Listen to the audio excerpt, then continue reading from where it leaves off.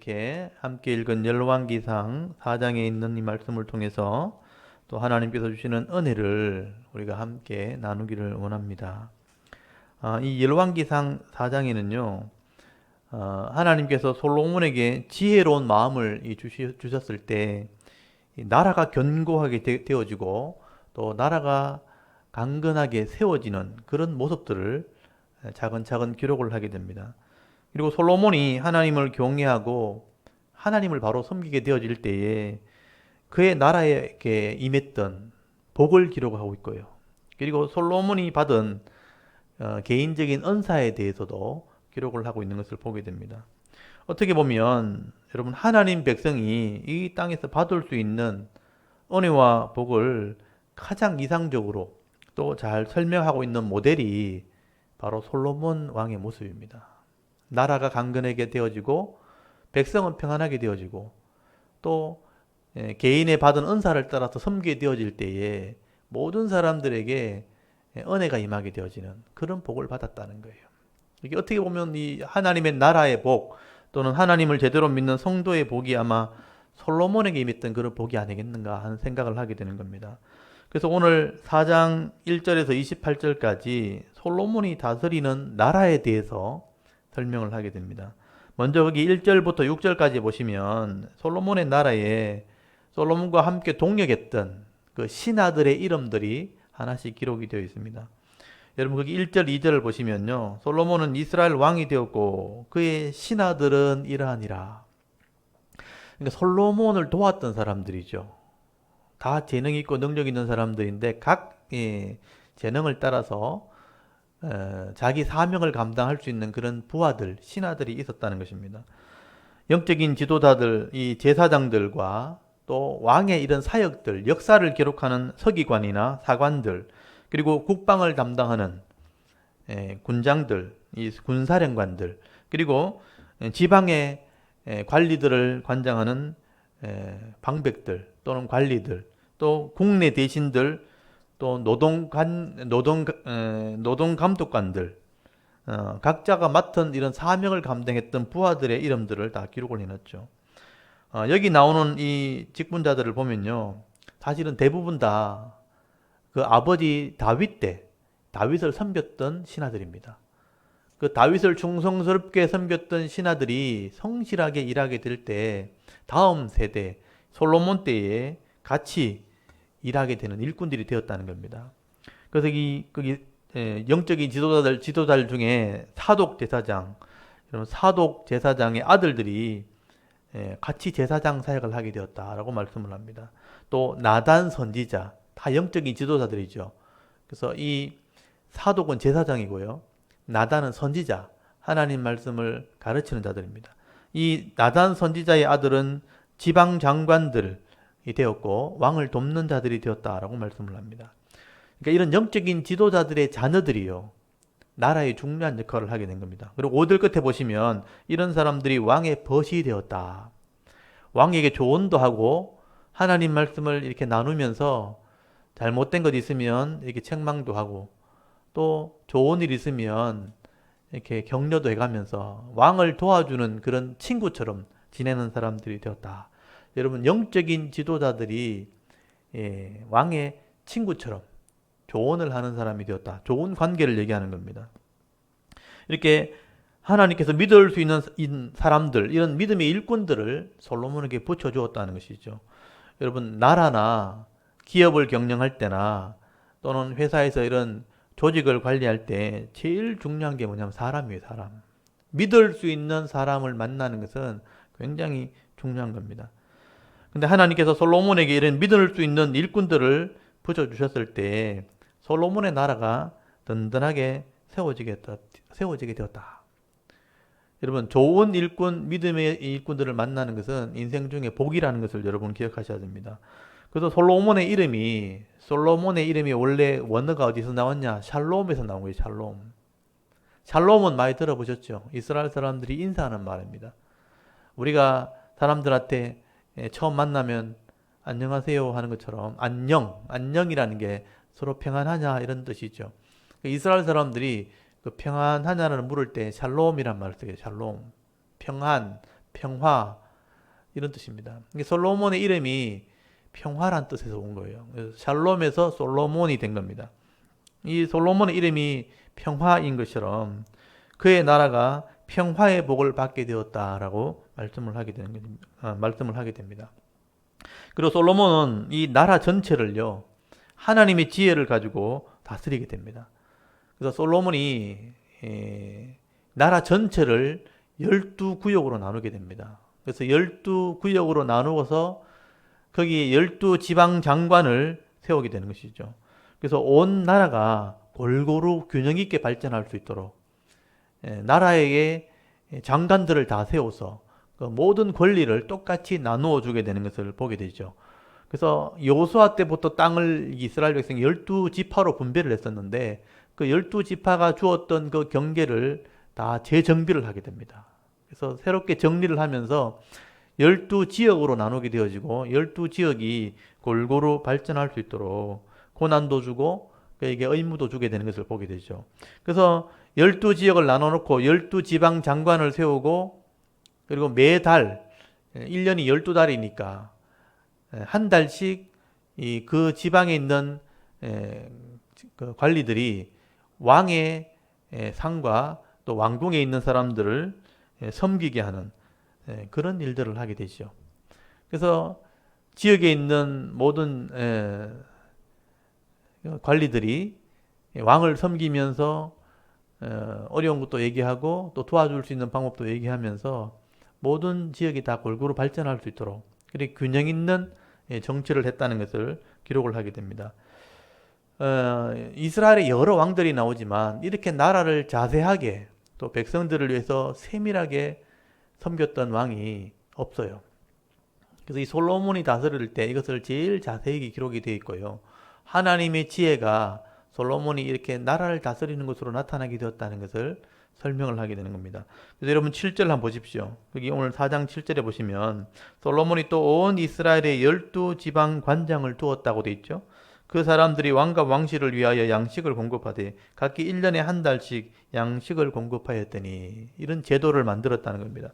그리고 27절 한번 보십시오. 27절에 보시면 그 관리들이 어떻게 왕궁을 섬겼는가. 그 27절에 그 지방 관리들은 각각 자기 맡은 달에라고 되어 있죠. 12지역이니까 한 달에 한 지역씩 담당을 한 거죠. 그래서 자기 맡은 달에 솔로몬 왕과 왕의 상에 참여하는 모든 자를 위하여 먹을 것을 공급하여 부족함이 없게 하였으며 또 그들이 각기 직무를 따라 말과 준마의 먹일 보리와 또 꼴을 그 말들이 있는 곳으로 가져왔더라라고 말씀을 하게 됩니다.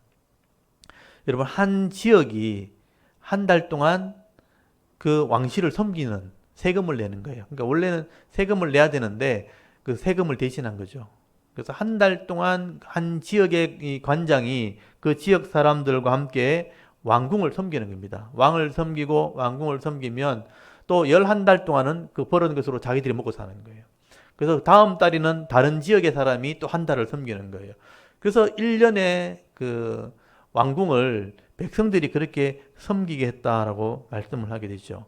그래서 그 한 달을 섬기는 동안 이 지방을 관리하는 관장이 와가지고 왕을 만나가지고 보고도 하고 그 지역에 어려운 점이 있는지 서로 의논도 하고 또 그 지역의 특산물이나 또 그 세금들을 바치면서 왕실을 섬기면서 긴밀한 관계를 맺게 되는 것이죠. 그래서 이 지역이 골고루 발전할 수 있도록 솔로몬이 배려를 했다는 거예요. 안 그러면 전부 다 주광 집권적 왕궁만 잘 되고 그리고 왕궁 근처에 있는 사람들만 권력을 가지고 특권을 가지고 그리고 멀리 떨어져 있는 그런 지방에는 아예 관심도 가지 않는 게 보통 일반적인 모습이거든요. 근데 솔로몬이 이런 제도를 만든 거죠. 12지역을 나눠놓고 그 한 달에 한 지역 사람들이 왕실을 드나들면서 왕궁을 드나들면서 왕과 교제할 수 있도록 그래서 그 지역의 사람들이 왕도 섬기고 지역에 골고루 발전할 수 있도록 균등한 기회를 주었다는 것입니다. 그래서 여기 오늘 8절부터 19절까지 보시면 12지역의 지역 분포와 또 그 장관들을 소개하는 것을 보게 되죠. 그래서 이때 이제 여호수아가 처음 12지역을 줬을 때 그런 제비 뽑아서 죽었던 12지파와 다르게 새롭게 정비했다는 것을 우리가 알 수 있게 됩니다. 그래서 좀 넓은 지역은, 좀 가난한 지역에는 넓은 땅을 좀 주고요. 또 이렇게 좋은 지역에서는 비록 땅은 작지만 그 지역을 잘 섬길 수 있도록, 균등하게 발전할 수 있도록 지역을 정비하는 과정을 거쳤다는 것을 알 수가 있게 됩니다. 근데 우리가 여기 8절부터 보시면 지명이 이렇게 나오지만 지명만 봐서는 우리가 알 수가 없잖아요. 그래서 이제 지도를 우리가 참고를 해야 되는 겁니다. 그래서 제가 오늘 지도를 또 이렇게 좀 준비해 놨는데요. 여러분 지도를 한번 보시면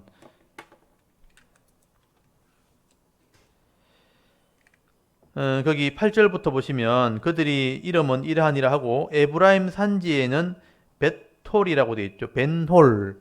여기 에브라임 산지라는 지역이 보이죠. 여기 예루살렘이 수도였고요. 예루살렘이 수도고 그 위쪽으로 이래 올라가면 북쪽 중심은 에브라임 산지. 여기 세겜이 중심입니다. 세겜.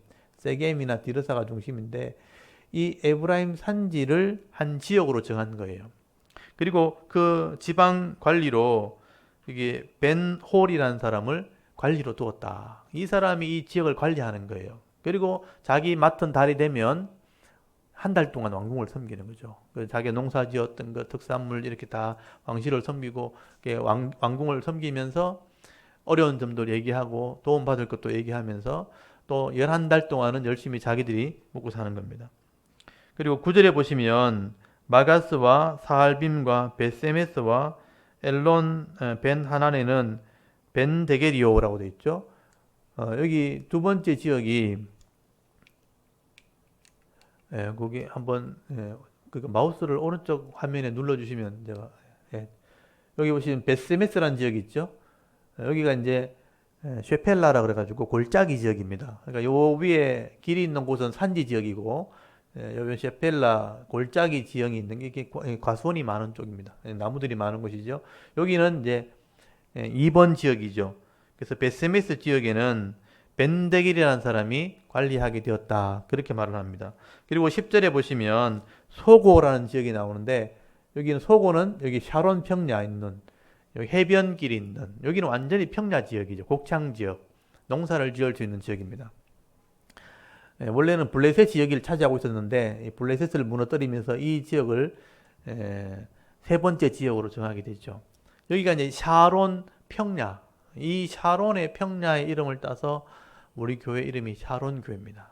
그래서 이 샤론의 평야가 이제 샤론이라는 게 꽃이거든요. 꽃이 봄이 되면 꽃이 만발하게 되는데 백합화죠. 백합화. 양귀비꽃처럼 생긴 꽃인데 아주 이쁜 꽃입니다. 그래서 이 평야에 꽃이 많이 피기 때문에 이 샤론 평야, 요 소고 지역을 세 번째 지역으로 정하게 되고요. 거기 헤벨이라는 사람이 그 땅을 주관하게 되었다라고 말하고 있고요. 그 다음에 이제 나바돌이라는 지역, 해변가, 이게 돌이라는 지역, 갈멜산에 있는 이 돌이라는 지역은 네 번째 지역입니다. 그리고 다낙, 머깃도 그 바로 위에 여기가 이제 교통의 요충지입니다. 그러니까 이 북쪽과 여기서 내려오는 이 왕의 대로에서 내려온 길과 해변 도로가 만나는 길이고 산지길이 만나는 길이라서 이 교통의 요충지죠. 이 머깃도와 다낙에 있는 지역이 다섯 번째 지역이고요. 그 다음에 13절에 길랏 라못은 저 위쪽 요단 동편입니다. 여섯 번째 지역. 이 지역이 지금은 시리아 땅으로, 그러니까 시리아와 경계선이죠. 여기서 지금도 아직도 계속 이제 전쟁을 하는 곳입니다. 미사일을 쏘고 하는 데가 여기예요. 그러니까 이제 시리아에서 미사일을 쏘면 이쪽에 떨어지거든요. 또 이스라엘이 또 저기 폭격을 하고 이렇게 하는데 여기가 이제 요르단이 있고 시리아가 있고 이스라엘이 있는 경계 지역이 길랏 라못이라는 지역. 늘 전쟁이 있는 곳이 저기는. 그때나 지금이나 마찬가지입니다. 북쪽에서 전쟁할 때 하면 여기입니다. 길랏 라못에서 전쟁을 하게 되죠. 그 다음에 14절에 마하나임이 있는 여기 야곱이 천사와 씨름을 했던 곳이죠. 여기도 요단 동편 땅입니다. 일곱 번째 지역. 그 다음에 여덟 번째 납달리는 여기 갈릴리 해변이 있는 제일 북쪽 지역, 핫솔 있는 제일 북쪽 지역입니다. 우리식으로 말하면 제일 끄트머리. 우리 휴전선 끝에 이 말이죠. 파주 뭐 이렇게 이런 데가 바로 납달리 지역입니다. 그 다음에 16절에 보시면 아셀 지역, 여기 제일 해변가, 북쪽의 해변가, 두로와 시돈 경계점, 거의 외부인들과 맞닿은 곳이죠. 여기 이제 항구 도시이기도 하고요. 평야가 있는 곳입니다. 여기가 아홉 번째 지역이고요. 그 다음에 이사갈은 요 갈릴리 호수 바로 밑에 나사렛이 있는 지역입니다. 여기도 이제 평야 지역이죠. 여기 이스라엘 평야가 있는 지역입니다. 그래서 여기 10번째 지역이고요. 그 다음에 베냐민, 저 밑에 남쪽 유다, 여기 베냐민, 예루살렘 근처죠. 이 베냐민 있는 지역이 11번째 지역이고요. 그 다음에 이제 요단 동편 전체 땅, 이렇게 전체 여기 골짜기, 그러니까 이렇게 산으로 올라가는 지역 전체를 제일 열악한 지역이에요. 여기 위에는 평야 지역, 그러니까 이렇게 평평한 광야 지역, 밀을 재배할 수 있는 그런 밭이 있는데, 여기는 산지. 전부 산지이기 때문에, 골짜기고 산지이기 때문에 굉장히 열악한 지역. 그래서 땅을 넓게 준 거예요. 전체를 다 관리하도록. 여기가 이제 마지막 아모리 사람 왕 시온과 바산 옥의 나라 길랏 땅 이렇게 돼 있죠. 길랏 땅 이렇게 돼 있는데 이 전체를 마지막 12지역으로 전하게 됩니다. 그래서 이렇게 12지역을 나누어 가지고 관리들을 다 배치를 하게 된 거죠. 이게 관리하는 관장들을 다 배치를 해가지고 여기를 관리하도록 그렇게 솔로몬이 제도를 만든 거예요. 하나님의 지혜라고 저는 생각합니다. 하나님께서 모든 지역이 골고루 발전할 수 있도록, 그리고 한 달씩 기회를 줘가지고 왕실을 섬길 수 있도록 세금을 내도록 한 거예요. 그러니까 이 한 달 동안은 최선을 다해서 왕과 교제를 하고 이제 섬기고, 또 11달 동안은 자기들이 농사를 지어서 먹게 살고 되는 것이죠. 그래서 솔로몬이 이렇게 하나님의 지혜를 가지고 제도를 정비하고 각 지역을 이렇게 편성을 하게 되어질 때에 온 지역이 골고루 발전하게 되는 그런 은혜가 있게 됩니다. 여러분, 각 지역이 자기의 이 영토를 활용해가지고 경제가 부흥되어지는 그런 은혜가 있게 되니까 온 백성들이 이제 살맛이 나는 거예요. 지방 끄트머리 있다 그래서 이렇게 천대받고 또는 이렇게 괄시받는 게 아니고 그 지역 안에서 풍성하게 되니까 백성들이 평안을 누리게 됐다. 거기 20절 한번 보십시오. 이렇게 지방을 다 설명하고 난 뒤에 20절에 보면 거기 유다와 이스라엘의 인구가 바닷가에 모래같이 많게 되매 먹고 마시며 즐거워했더라. 백성이 늘어나게 되었다. 바다에 모래같이 풍성해졌다는 거예요. 골고루 모든 지역이 발전하게 된 거예요. 그러니까 솔로몬의 나라는 어떤 왕의 중심으로만 이렇게 뭉쳐진 게 아니고 각 지방에 권리를 다 준 겁니다. 그래서 전체가 다 바다의 모래같이 풍성하게 되었다. 그리고 먹고 마시며 부족함이 없었어요. 그래서 즐거워하는 그런 나라가 되었다. 그래서 온 나라가 평화와 즐거움이 있는 나라가 된 거예요. 정말 이상적인 나라가 된 것이죠. 이렇게 나라가 안정되어지고 강해지니까요, 주위의 나라들도 함부로 대하지 못하는 거예요. 나라가 이렇게 경제가 부흥하게 되어지고 이렇게 나라가 하나 되어지니까 주위에 있는 사람들도 함부로 전쟁을 하지 못하는 겁니다. 도리어 두려워하게 되고 좋은 관계를 맺죠. 조약을 맺게 되죠. 평화 조약을 맺게 되어지고 차라리 조공을 바치자, 세금을 바치는 겁니다. 그래서 이 국방과 외교가 튼튼하게 되는 거예요. 주위에 있는 나라들도 솔로몬의 나라를 함부로 못하는 겁니다. 나라가 강건해져 버렸으니까. 그래서 21절 한번 보십시오. 21절에 보면 솔로몬이 그 강에서부터 블레셋 사람의 땅에 이르기까지, 이 강은 블레셋이 서쪽이니까 이 동쪽은 요단강이겠죠. 요단강에서 블레셋 땅 해변까지, 또 애굽 지경 남쪽 끝에 미치기까지 모든 나라를 다스림으로 솔로몬이 사는 동안에 그 나라들이 조공을 바쳐 섬겼다는 거예요. 여러분, 조공을 바쳤다는 게 뭐냐면 섬기기로 계약을 했다는 거죠. 이게 나라끼리 조약을 했다는 겁니다. 전쟁을 하는 게 아니고 서로 좋은 관계, 무역을 교통하고 서로 도와주기로, 이렇게 문제가 생겼을 때는 서로 협력하기로 계약을 한 거예요. 그래서 대신 세금을 내는 겁니다. 큰 나라, 힘 있는 나라에게 세금을 내는 것이죠. 이렇게 백성이 잘 살게 되어질 때에 백성들이 세금을 바치니까 강건한 나라가 되고, 또 주위에 있는 나라들이 조공을 바치게 되어지니까 솔로몬의 나라가 점점 부강한 나라가 되었다라고 말씀을 하게 되는 겁니다. 그래서 여기 22절부터 보시면요. 솔로몬이 얼마나 풍성하게 살았는가, 그 왕실에 받은 복을 설명하게 되는데요. 하루에 왕실에 소모되는 음식의 양을 설명하는 거죠. 여러분, 이 솔로몬이 왕실에 있는 사람들, 거기 보면 뭐 자기 자녀들도 있을 것이고, 거기 보면은 자기 관리들, 일하는 일꾼들이 거기 다 포함되어 있는데, 이 사람들이 하루에 음식량을 소비하는 양을 소개한다는 것은 그만큼 풍성하다는 것을 설명하는 겁니다. 그래서 여기 22절부터 보십시오. 솔로몬의 하루 음식은 이러하다 하면서 가는 밀가루 30고루.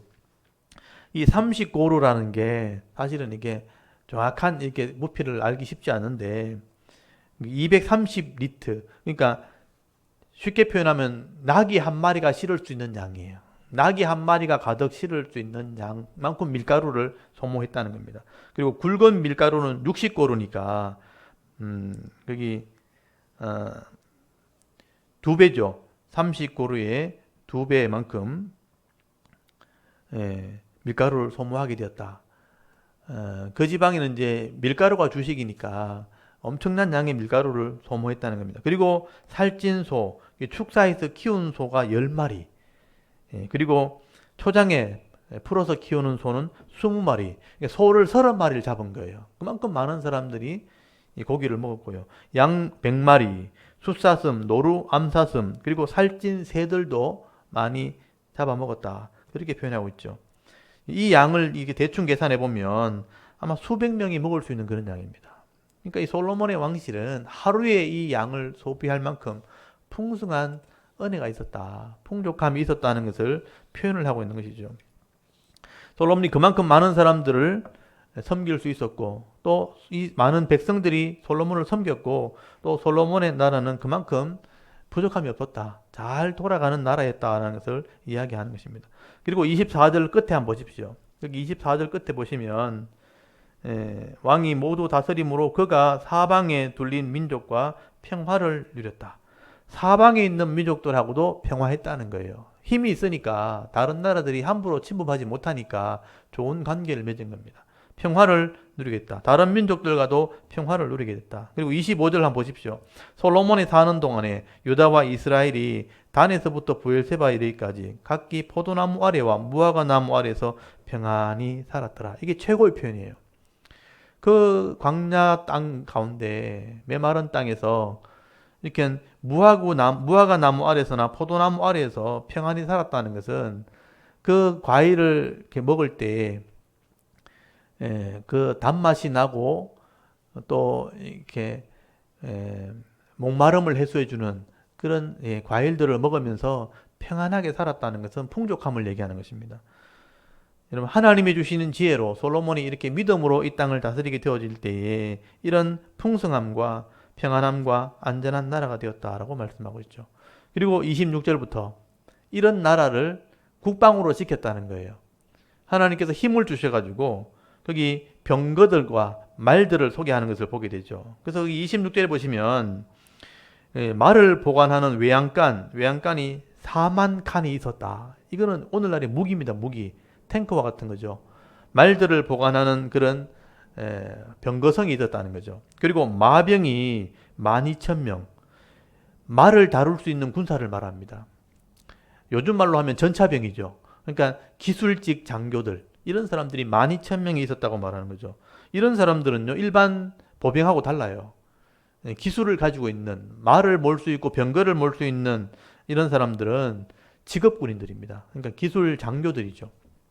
왜냐하면 말을 다루고 병거를 다루는 것은 하루아침에 배울 수 있는 게 아니에요. 늘 훈련해야 되기 때문에, 늘 이게 말을 이렇게 조련하고 훈련해야 되기 때문에 직업 군인이 아니면 할 수 없는 겁니다. 이런 사람들은 보관하는 성이 따로 있었고, 이런 사람들에게 따로 월급을 다 줬다는 거예요. 국방력이 있었다는 겁니다. 그래서 이런 사람들을 키울 수 있었고, 또 군인들을 데리고 있었다는 것은 나라가 힘이 있었다는 것을 얘기하는 거예요. 그리고 일반적으로 전쟁이 나면 백성들을 모집을 하게 됩니다. 모병이라 그러죠. 전쟁이 나면 평소에는 농사를 짓다가 자기 직업을 가지고 있다가 전쟁이 나면 그냥 평민들은 군사로 모병을 하는 거고, 이런 마병이나 병거를 모는 사람들은 직업 군인으로 있는 겁니다. 이렇게 직업 군인을 관리하고 또 국고를 통해서 월급을 줄 수 있었다는 것은 나라가 그만큼 강건했다. 힘 있는 나라가 되었다는 것을 상징하는 것이죠.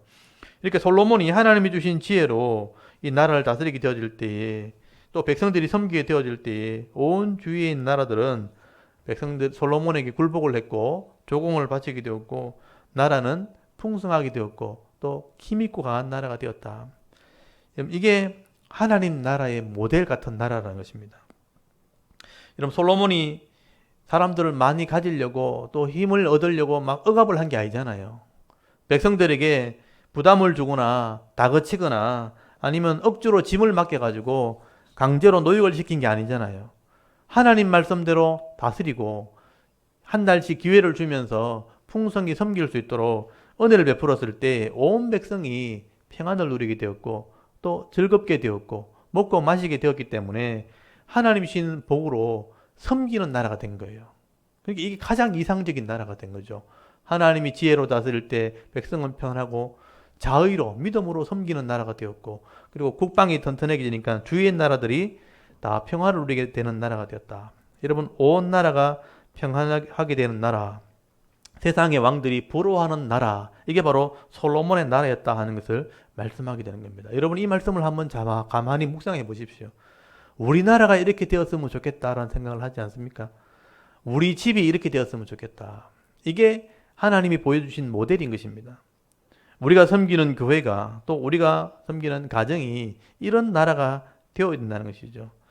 여러분 교회도 마찬가지입니다. 교회가 서로 믿음으로 이렇게 섬기고 말씀대로 복을 받아가지고 기쁨으로 섬기는 것이 교회가 되는 거예요. 근데 목사가 욕심이 있어가지고 이것저것 짐을 맡기면서 이렇게 해라 저렇게 해라 이렇게 억지로 이렇게 요구하게 되어지면 성도들이 부담을 가지게 되는 거예요. 그리고 예배에 나와야 된다 하면서 주일 예배, 수요 예배, 또 뭐 목요일 성경 강좌, 뭐 다른 교회 같으면 금요 집회, 또 뭐 화요 성경 모임, 뭐 구역 모임 이런 게 있을 거 아니에요. 그러니까 억지로 나오라고 하고 시키고 주문을 하게 되어지면 여러분 가정도 섬겨야 되는데 다 부담이 되잖아요. 일을 억지로 맡기고 억지로 짐을 지우게 되어지면 성도들이 부담을 가지게 되는 것이죠. 그래서 집도 일해야 되고 가정도 해야 되고 직장도 돌봐야 되는데 교회에 자꾸 와서 헌신해라 봉사해라 하면 근데 피해 다니는 거죠 앞으로. 그러니까 기쁨으로 섬기지 못하는 거예요. 그러니까 교회는 교회대로 어려워지고 가정은 가정대로 힘들어지는 일들이 생기게 되는 것이죠. 그래서 그렇게 섬기는 것이 아니고 솔로몬처럼 하나님 주시는 말씀을 따라서 가정과 기업에 복이 임하게 되어지고 그 믿음의 복을 가지고 교회를 섬기고 또 세상을 섬기게 되어질 때에 그 은혜가 더 풍성해지는 그게 바로 하나님 나라 복이라는 것을 여러분 기억할 수 있기를 바랍니다. 그래서 하나님의 말씀대로 우리가 섬기는 게 굉장히 중요한 거예요. 내게 주신 사명이 무엇인지, 내게 주시는 은혜가 무엇인지, 또 내게 맡겨준 이 가정이나 직장에 섬김의 이 구역이 얼마나 큰 건지를 잘 살펴야 되는 거죠. 솔로몬이 지역을 나누어서 그 맡은 만큼 충성스럽게 섬기게 했던 것처럼 내가 맡은 지역, 내가 맡은 직장, 내가 맡은 사업을 잘 믿음으로 섬기게 되어질 때에 그곳에 하나님의 은혜가 임하고 복이 임하게 될 때 주신 복으로 가정도 섬기고 이웃도 섬기고 교회를 섬기는 겁니다. 그렇게 할 때에 풍성한 교회가 되어지고 풍성한 가정이 되어지는 것이죠. 오늘도 이 성경이 말하고 있는 이 하나님 나라의 복이 무엇인가 여러분 한번 잘 묵상해 볼 수 있기를 바랍니다.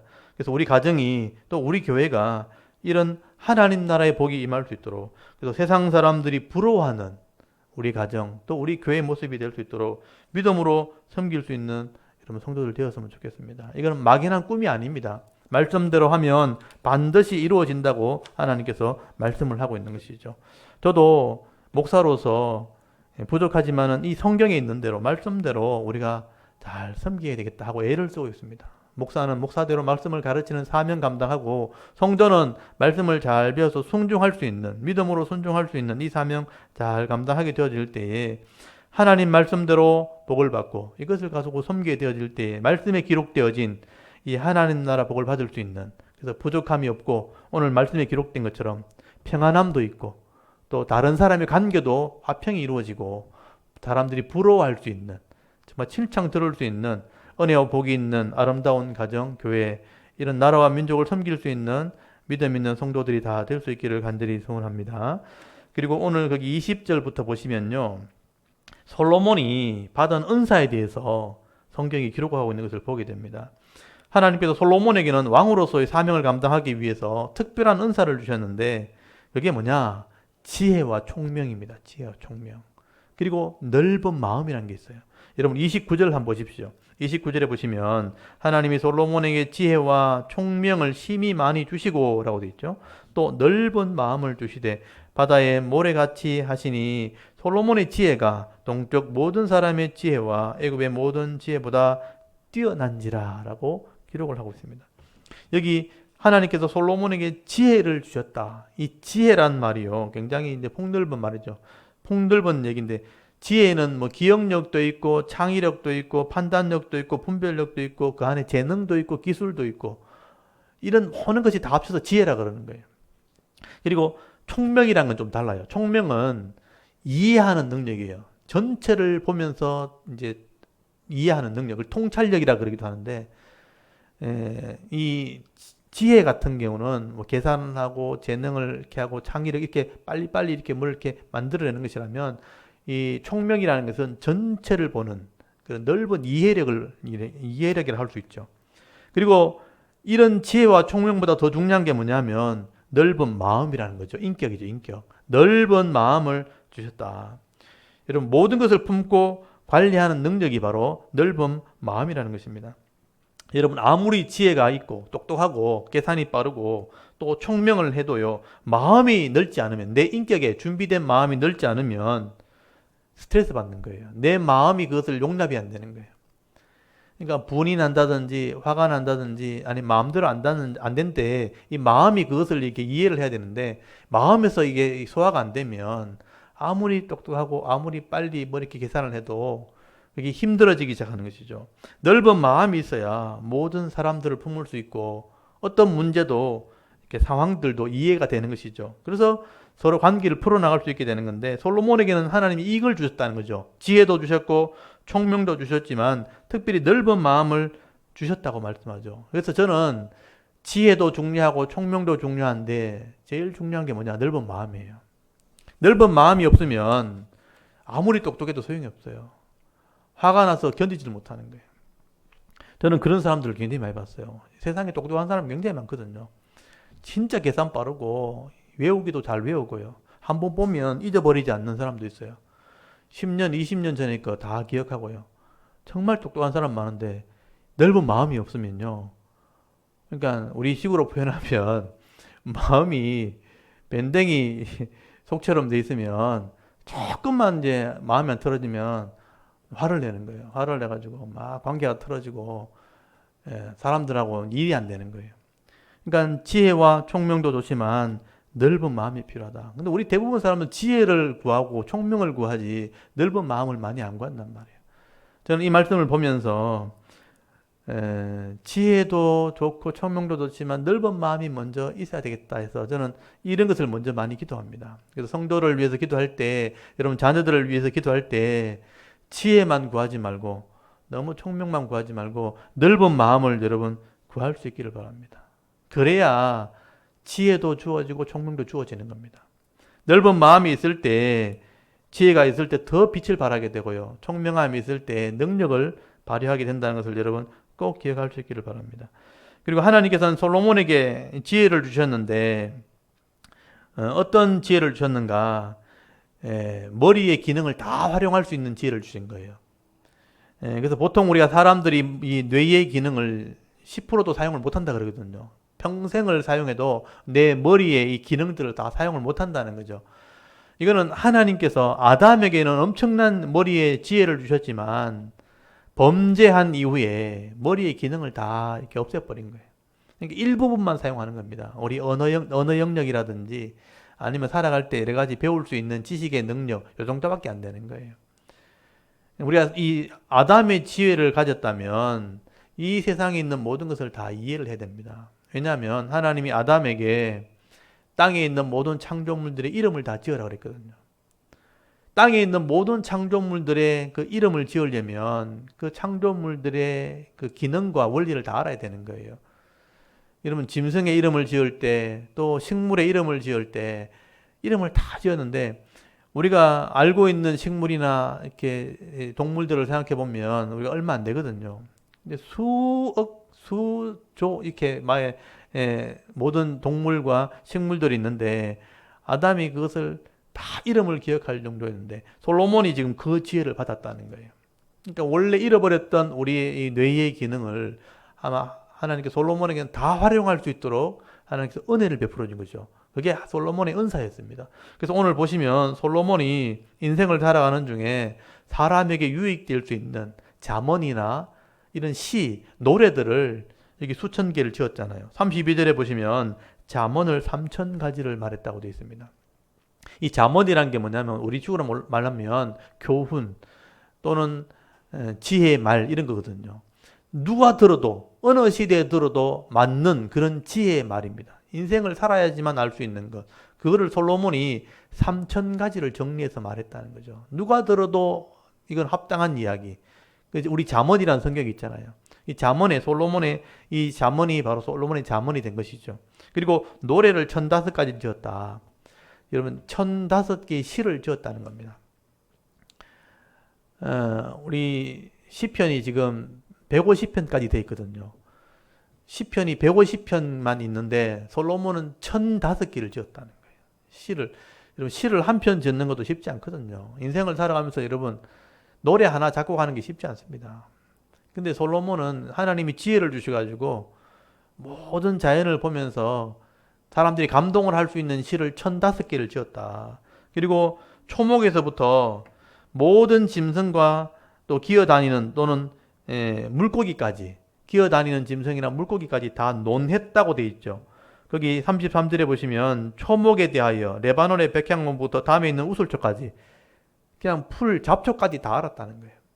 모든 식물을 다 이해를 했다는 거죠. 또 짐승들, 새와 기어다니는 것, 동물에 대해서 다 논할 수 있었다는 것은 이해를 했다는 겁니다. 이건 엄청난 뇌의 기능을 얘기하는 거죠. 우리는 이거 다 이름도 기억 못할 거예요. 근데 솔로몬 이걸 논할 수 있었다. 모든 기능과 그들의 사명들을 다 논할 수 있었다는 것은 아담의 지혜를 그에게 주셨다는 것을 알 수가 있는 것입니다. 여러분 이런 솔로몬의 지혜를 가지고 이야기하고 말하게 될 때 인생의 여러 가지 어려운 문제를 다 풀어줄 수 있는 지혜를 가지게 된 거죠. 그래서 이런 지혜를 얘기하게 되어질 때에 다른 나라의 왕들이 부러워하게 됩니다. 어떻게 이런 지혜를 가질 수 있겠는가? 그래서 사람들이 솔로몬의 소문을 듣고 그게 진짜 사실인가 하고 들으러 왔다는 거예요. 여러분 34절 한번 보십시오. 34절에 보시면 사람들이 솔로몬의 지혜를 들으러 왔으니라고 되어 있죠. 이는 그의 지혜의 소문을 들은 천하 모든 왕들이 보낸 자들이라. 그러니까 왕들이 부러워했다는 거예요. 왕들이 나라를 다스려야 되는데 모든 사람들을 이해해야 섬길 수 있고 다스릴 수 있는데 자기밖에 모르니까 나라가 제대로 안 되죠. 그러니까 솔로몬은 어떻게 그렇게 잘할 수 있는가 부러운 거예요. 그러니까 자기가 오고 싶은데 왕의 체면에 못 오니까 신하들을 보내는 거죠. 진짜 그러한가 알아봐라 하고 보낸 것입니다. 솔로몬은 이렇게 하나님 주신 지혜와 이 총명과 넓은 마음을 가지고 여러분 자기 욕심을 채우는 것이 아니고 가난한 자를 섬기고 백성들을 위해서 이런 은사를 사용하게 되어질 때에 백성이 복을 받게 되어지고 나라는 강건하게 되어지고 하나님의 은혜가 임하게 되어지니까 모든 사람들이 부러워하는 나라가 되었고 모든 왕들이 부러워하는 왕이 되었다. 여러분 은사를 주셨을 때 솔로몬이 자기만을 위해 썼다면 이렇게 안 됐을 겁니다. 자기 자랑하고 내가 최고다 그러고 사람들 무시해버리고 이랬으면 도리어 이제 왕따가 되겠죠. 근데 그걸 가지고 섬기니까 백성을 섬기고 나라를 섬기니까 다른 사람이 부러워하는 나라가 되었다는 거죠. 여기서 우리가 좀 지켜볼 게 있어요. 하나님이 우리가 솔로몬처럼 그렇게 큰 은사를 준 건 아니지만 내게 주시는 은사가 있잖아요. 내만 잘하는 그런 은사가 있습니다. 그런 은사를 주셨을 때 우리가 이것을 가지고 내 자랑거리로 삼는 게 아니고 솔로몬처럼 섬기는 자가 되면 돼요. 교회를 섬기고 가정을 섬기고 이웃을 섬기는 자가 되어졌을 때에 이런 은사들을 통해서 다른 사람이 유익이 된다면 사람들에게 칭찬 듣는 사람이 되어지는 것입니다. 그래서 우리가 내게 주시는 은사가 있다면 자랑거리로 삼지 마시고요. 여러분이 섬길 수 있는 기회라고 생각하시면 됩니다. 내게 주신 지혜와 내게 주신 재능, 내게 주신 어떤 힘과 능력을 가지고 다른 사람을 섬기려고 할 때 그걸 가지고 경제력을 얻는데 직장을 구할 수도 있겠지만 그걸 가지고 다른 사람을 섬기게 되어질 때에 많은 사람에게 유익이 되는 것이고 하나님께 영광이 된다는 겁니다. 그래서 여러분 시편 72편에 보시면 솔로몬에 대한 시가 있어요. 시편에 솔로몬의 시가 있는데 솔로몬이 어떻게 섬겼는지를 기록한 시가 있습니다. 이걸 읽어보면 솔로몬이 어떻게 백성을 섬겼는지를 우리가 알 수가 있습니다. 여러분 시편 72편을 한번 펴보십시오. 시편 72편.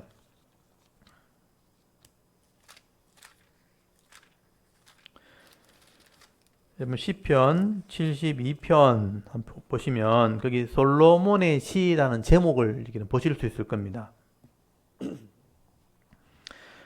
시편 72편 1절부터 4절까지만 한번 읽어볼게요. 솔로몬이 어떻게 은혜를 가지고 섬겼는가. 그럼 72편 1절부터 4절까지 한번 읽어보겠습니다. 4절까지만 함께 읽겠습니다. 시작. 하나님이여 주의 판단력을 왕에게 주시고 주의 공의를 왕의 아들에게 주소서. 그가 주의 백성을 공의로 재판하며 주의 가난한 자들을 정의로 재판하리니 의로 말미암아 산들이 백성에게 평강을 주며 작은 산들도 그리하리로다. 그가 가난한 백성의 억울함을 풀어주며 궁핍한 자의 손을 구원하며 압박하는 자를 꺾으리로다. 아멘.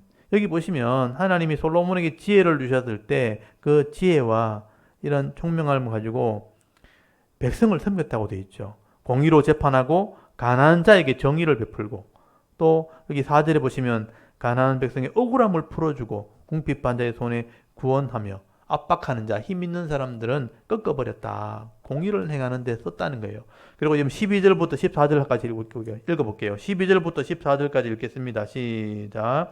그는 궁핍한 자가 부르짖을 때에 건지며 도움이 없는 가난한 자도 건지며 그는 가난한 자와 궁핍한 자를 불쌍히 여기며 궁핍한 자의 생명을 구원하며 그들의 생명을 압박과 강포에서 구원하리니 그들의 피가 그의 눈앞에서 존귀 여김을 받으리로다. 아멘. 여기 보시면 가난한 자, 궁핍한 자 이런 표현이 나오죠. 그가 부르짖을 때 건져주기도 하고요. 또 도움이 없는 가난한 사람, 도울 힘이 없는 사람도 도움이 되어주고 왕이 그 일을 했다는 거예요. 여러분 솔로몬이 하나님이 주신 지혜와 총명, 이 넓은 마음을 가지고 교만하거나 자기 자랑거리를 삼은 게 아니에요. 백성 중에 가난한 자, 궁핍한 자를 위해서 그 지혜를 사용한 것입니다. 그럴 때 온 나라가 억울함이 없어지니까 평화가 되는 것이죠. 그래서 주위 나라 사람들이 볼 때 부러운 거예요. 가난한 자들이 없고 그들의 억울함을 풀어주고 힘 있는 사람이 억압하는 것을 없애줬기 때문에 평안의 나라가 됐고 사람들이 부러워하는 강대국이 될 수 있다는 것이죠. 그래서 여러분 세상을 살아갈 때 두 가지 방법으로 살아가는 길이 있습니다. 세상의 방법대로 사는 사람이 있고요. 하나님 방법대로 사는 사람이 있습니다. 여러분 세상에 권력자들도 있잖아요. 똑똑한 사람들도 있고 부를 가진 사람도 있죠. 이런 사람들 중에 자기 힘으로 그걸 가진 사람들이 있습니다. 세상의 방법 따라서 힘을 가지고 다른 사람을 억누르고요. 빼앗아 가지고 그 권력을 가진 사람이 있습니다. 근데 또 하나의 방법이 있어요. 그게 솔로몬처럼 하나님의 지혜로 그 은혜를 누리는 겁니다. 하나님이 주신 걸 지혜로 섬기고 하나님 주신 것에서 나누고 섬길 때에 사람들이 존경해가지고 그 사람들이 힘을 얻을 때가 있다는 거죠. 근데 여러분 세상의 힘을 가지고 힘으로 빼앗고 억누르고 차지하게 되면 더 힘 있는 사람이 또 뺏어갑니다. 또 반드시 뺏기게 되어 있습니다. 그렇지만 하나님의 방법대로 하나님이 준 지혜로 섬겨서 최고의 자리에 올라간 사람들은 빼앗기지 않습니다. 왜냐하면 하나님이 그들을 지켜주기 때문에 그리고 사람들이 그를 존경하기 때문에 절대로 빼앗기지 않는다는 것이죠. 오늘 저와 여러분들이 솔로몬이 이런 왕의 위치에 있으면서도 절대 사람들에게 무시당하지 않고 또 악한 평을 받지 않고 존경받게 되었고 많은 사람들이 평화를 누리게 된 것은 하나님이 주신 것을 가지고 섬겼기 때문입니다. 그래서 이 시편 72편에 있는 말씀을 묵상하시면서 힘이 없는 사람, 가난한 자를 지혜를 가지고 권력을 가지고 섬기게 되어질 때에 결국은 평화의 나라를 만들게 되었고 많은 사람들에게 은혜를 끼치는 삶을 살게 되었다 하는 것을 여러분 꼭 기억할 수 있기를 바랍니다. 오늘도 저와 여러분이 솔로몬처럼 대단한 사람들은 아니지만 이 솔로몬의 이 지혜를 우리가 배울 수 있기를 바랍니다. 내게 주시는 이런 가정과 기업 안에서 하나님께서 내게 주시는 은혜와 은사로 내가 잘 섬기는 자가 되기를 바랍니다. 가정도 섬기고 또 직장도 섬기고 교회를 섬기면서 내게 주신 복을 나누면서 살아가게 되어질 때에 나도 복을 받지만 남들도 잘 되게 하는, 나도 은혜가 있지만 다른 사람에게 은혜를 끼치며 영향력을 주면서 살아갈 수 있는 그런 믿음의 삶을 살아가게 되어질 때에 가는 곳마다 칭찬 들을 수 있는, 여러분 가정에서도 평안하고 집에서도 평안하고 또 교회에서도 평안하고 직장에 가도 평안하고 가는 곳마다 평화를 누릴 수 있는 이 솔로몬의 복을 받아 누릴 수 있는 저와 여러분의 영적인 모습이 될 수 있기를 주의 이름으로 축원합니다. 아멘. 잠깐 기도 드리겠습니다.